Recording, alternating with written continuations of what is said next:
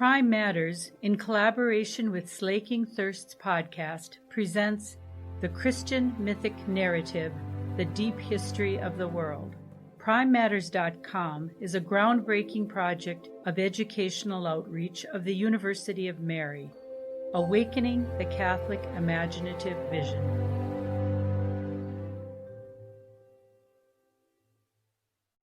Episode 16, The Temple and the Prophets, Destruction and Exile.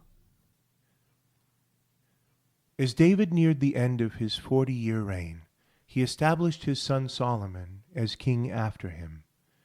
Solomon inherited a kingdom at peace, and during his reign the kingdom of Israel grew to its greatest splendor and extent. While still a young man, Solomon was given by God a choice as to what gift from God's hand he would like to receive. Rather than choosing wealth or power, Solomon asked that he be given wisdom to be able to rule Israel well. The Lord was pleased by the choice, and Solomon became renowned for his great wisdom, standing at the head of a long tradition of wisdom literature that derived luster from his name. Solomon's greatest achievement was the completion of his father David's deepest desire, the construction of a temple in Jerusalem which rested on Mount Zion. From the time of Moses, God had dealt uniquely with the Israelite people in the tabernacle of meeting, where the Ark of the Covenant was kept.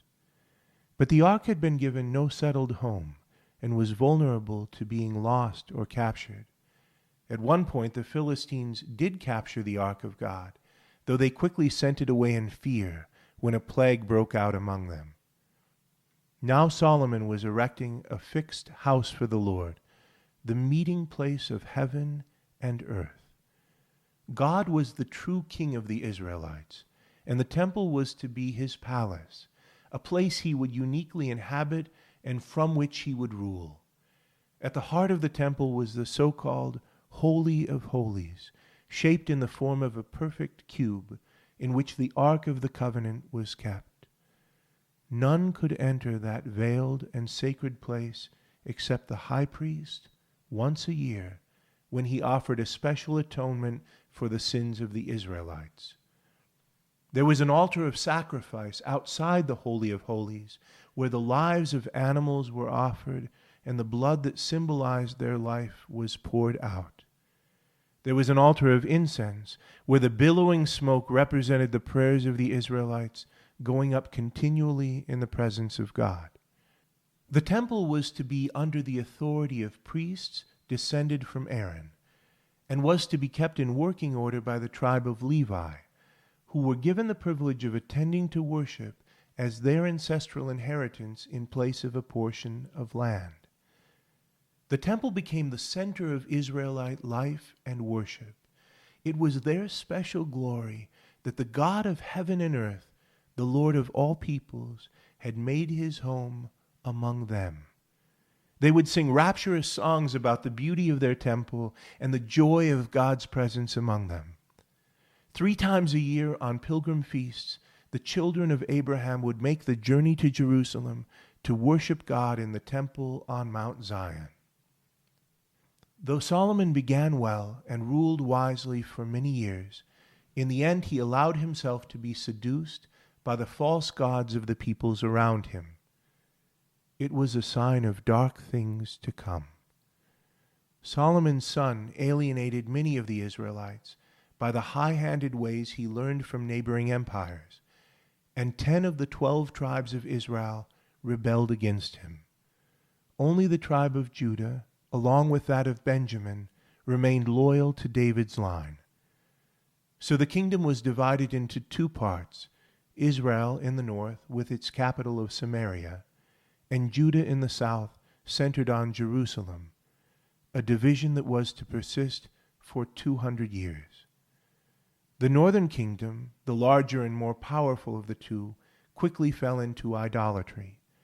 The southern kingdom fared somewhat better, but there, too, most of the descendants of David abandoned faithfulness to God and fell to imitating the pagan customs of the surrounding nations. The names of kings Hezekiah and Josiah were remembered as faithful exceptions to a dismal pattern of unfaithfulness to God and forgetfulness of his covenant. During this time of general unfaithfulness, God did not forget or abandon his people. He raised up among them a remarkable line of chosen servants, the prophets, whom he commissioned to speak his word and to call Israel back to their true allegiance. From the time of Moses, there had always been prophets among the Israelites. The word means spokesman, who would bring God's word vividly to his people. Samuel had been one such, and the prophet Nathan had served in the court of King David. That tradition was now continued and intensified during the period of the divided kingdoms, first with the great Elijah and his disciple Elisha, and then through a long series of prophetic voices over hundreds of years, Amos and Hosea, Isaiah and Joel, Jeremiah, Micah and Ezekiel, among others. The prophets were often opposed by the authorities whose unfaithfulness they decried, and they left behind a legacy of inspired prophetic writings, along with an example of selfless service to God that would resonate down the years. Despite repeated prophetic warnings that their unfaithfulness would bring destruction upon them, the Israelites on the whole remained stubborn in their infidelities, forgetting their covenant, disobeying the law God had given them, and imitating the pagan nations around them. Having abandoned God, they were now left without protection. A rising power in Mesopotamia, the Assyrians, invaded and put an end to the northern kingdom of Israel some 200 years after Solomon's reign. The 10 tribes were deported by the Assyrians and were lost to history. A people of mixed ancestry were established in their former territory who would come to be called Samaritans. The southern kingdom of Judah held on for another 150 years, until they too succumbed to a new Mesopotamian empire, the Babylonians.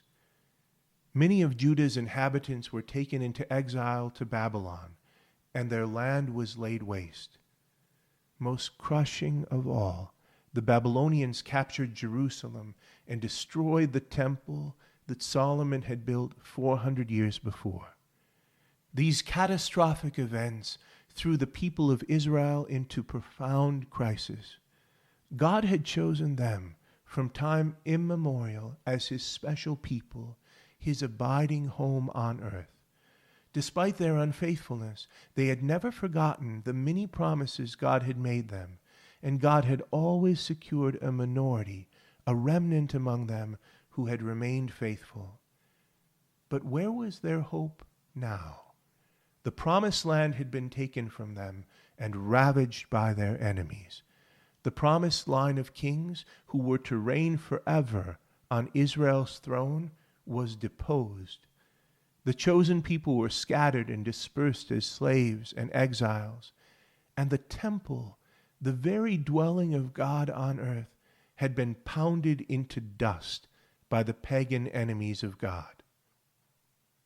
This severe chastisement brought about a profound soul-searching among the remnant of the Jews. They pondered their past history, remembering the many ways God had led them.